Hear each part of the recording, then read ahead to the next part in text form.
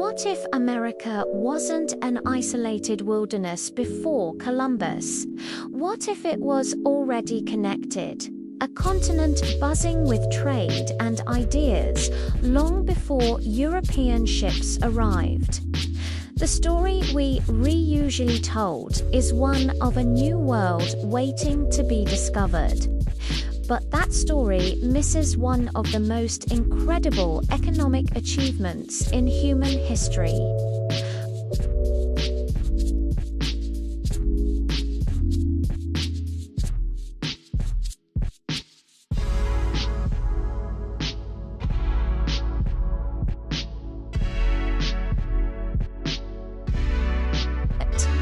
They exchanged food, tools, raw materials, and most importantly, ideas. Think of it as a continent-wide web, a system so effective that a piece of obsidian mined in modern-day Oregon could end up in a village in the Mississippi Valley.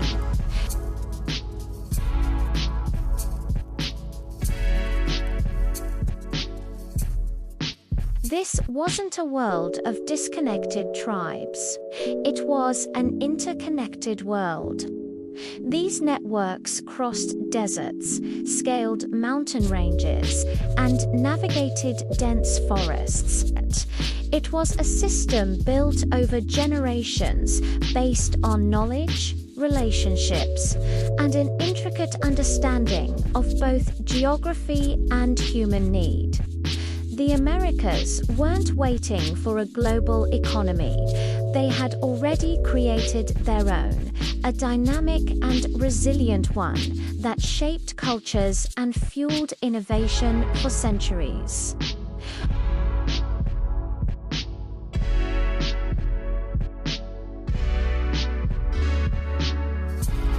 It's a convenient myth, one that justifies conquest by suggesting nothing of value was lost. But modern archaeology, combined with a closer look at indigenous oral traditions, tells a completely different and far more fascinating story. The evidence is literally buried in the ground. Archaeologists unearth artifacts that prove, without a doubt, that long-distance trade wasn't just happening, it was common and highly organized. Take the Hopewell culture of the Ohio Valley.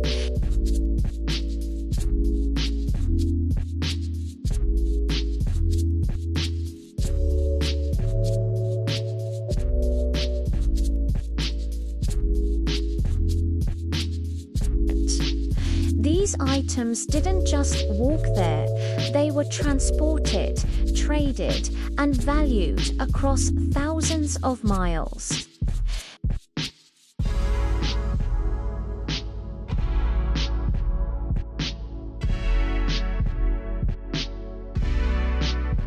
These discoveries completely dismantle the myth of isolation.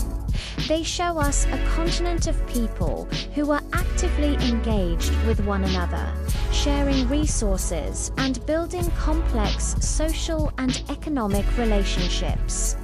This wasn't a world of isolated villages.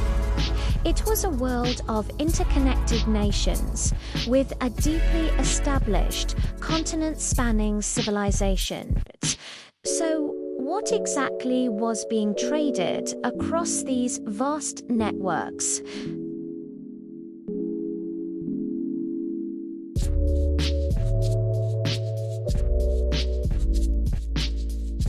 Copper mined from the rich deposits around the Great Lakes was a major trade item.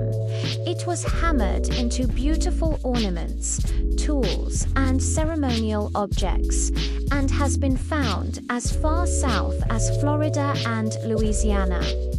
Obsidian, a volcanic glass prized for its ability to be shaped into razor-sharp blades, was another key commodity.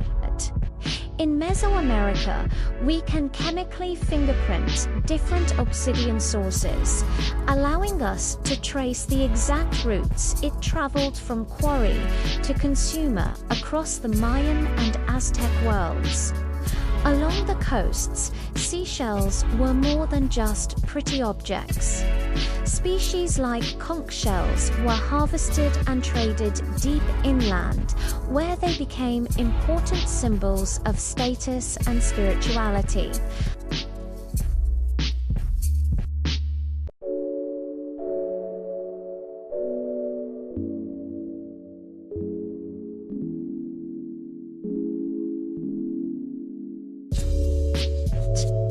These weren't just random exchanges. The movement of these goods followed known routes, passed through established trade centers, and was managed by people who understood the principles of supply and demand. These goods didn't move by magic. They traveled along an intricate network of roads and routes, many of which are still visible today. In the Andes, the Inca Empire engineered one of the most impressive transportation systems in the ancient world. Their road system, the Capac-Ón, stretched for over 25,000 miles, complete with bridges, stairways, and rest stops. This royal road wasn't just for armies. It was the main artery of the Inca economy, allowing for the rapid movement of goods, information, and people across some of the world's most challenging terrain. But even before the Inca, other cultures had their own paths.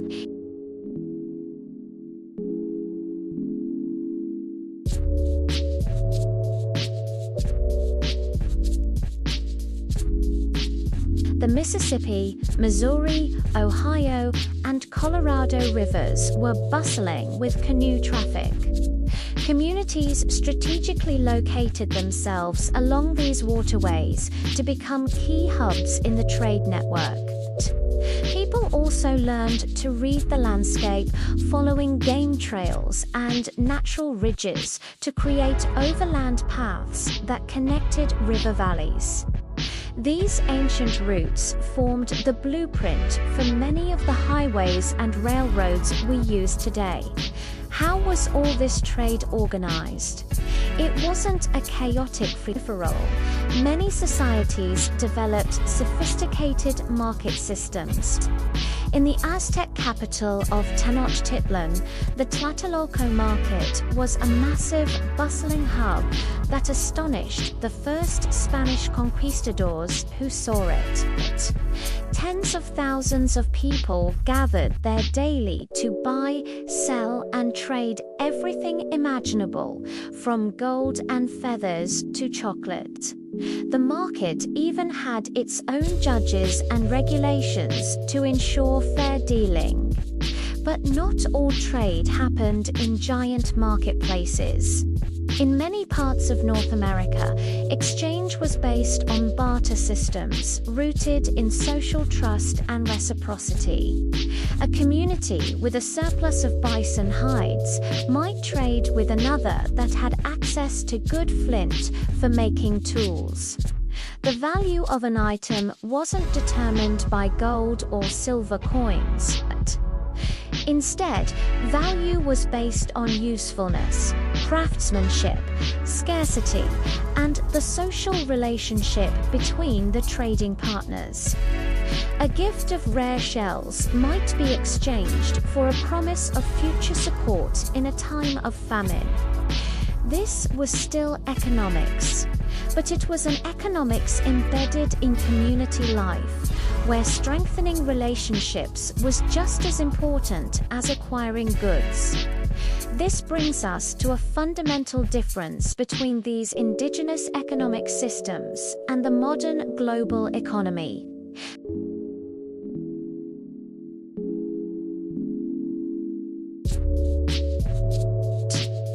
Instead, the focus was on balance, stability, and sustainability.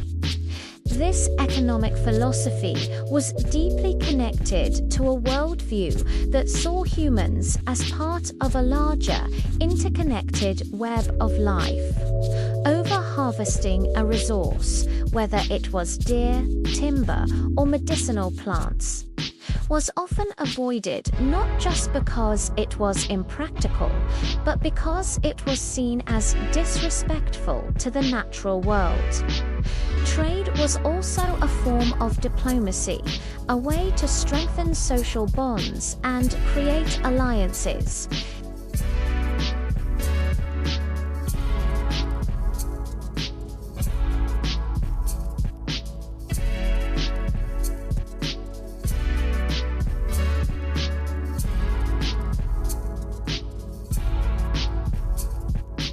This philosophy is a key reason why many indigenous societies were able to thrive in the same locations for centuries, even millennia, without causing the kind of ecological collapse we see as a threat today. Their economies were designed for the long-term health of both the community and the environment. This intricate, balanced, and continent-spanning economic world was shattered by the arrival of Europeans. The disruption was swift and catastrophic. They took these resources by force, dismantling the very systems that had managed them sustainably for generations. Forests were cleared, mines were dug, and lands that had been communally cared for were privatized and exploited. The complex networks of trade and diplomacy that had held the continent together simply collapsed under the weight of this relentless pressure. The sophisticated social and economic fabric that had been woven over millennia was torn apart in just a few short decades. It's crucial to understand what was truly lost. It wasn't a primitive or savage world, as colonial narratives have long claimed. What was lost was a sophisticated, highly successful, and sustainable way of organizing human society. It was a world that valued balance over endless growth, community over individual accumulation, and long-term stability over short-term profit. The story of its collapse is an immense tragedy, a profound loss for all of humanity. Remembering that this world existed is not just about correcting the historical record. It's about recognizing that there are other ways of living, other models for organizing society and relating to our environment. The pre-Columbian Americas offer a powerful reminder that the economic system we live in today is not the only one possible. Understanding this true history helps us see the past more clearly and imagine a different future. If you believe in exploring the true, complex stories of our past, stories that challenge old myths and bring forgotten histories into the light, then please subscribe to our channel. We create research-based documentaries dedicated to uncovering the fascinating worlds that have been left in the shadows. Thank you so much for watching, and we'll see you in the next one.